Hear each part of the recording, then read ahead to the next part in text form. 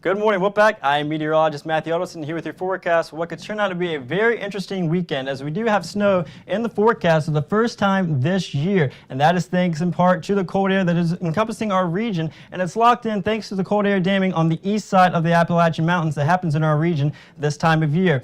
And this rain that's going to come into our area, potentially changing over to snow, is going to have an impact on our final exams next week. Whether or not it has a big impact or a small impact is yet to be determined, but it's going to have an impact nonetheless.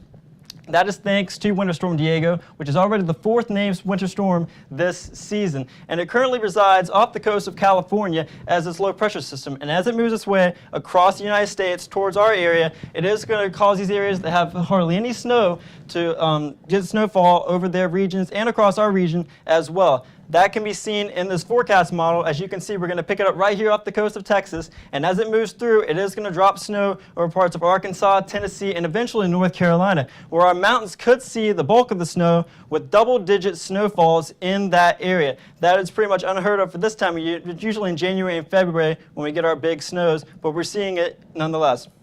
As you can see, we are going to still see snow across our area, but it's not going to be double digit. We're going to be lucky if we can get an inch or two out of the storm. But an inch is pretty much guaranteed, as we are going to see a 95% chance of seeing an inch of snow across the Raleigh area. 2 inches is a little less, down to just around 60% for 2 inches. And if you want to see 6 inches, you better go off towards Greensboro or out into the mountains, because our chances are only around 15% of that happening in Raleigh. So I wouldn't count on that occurring here.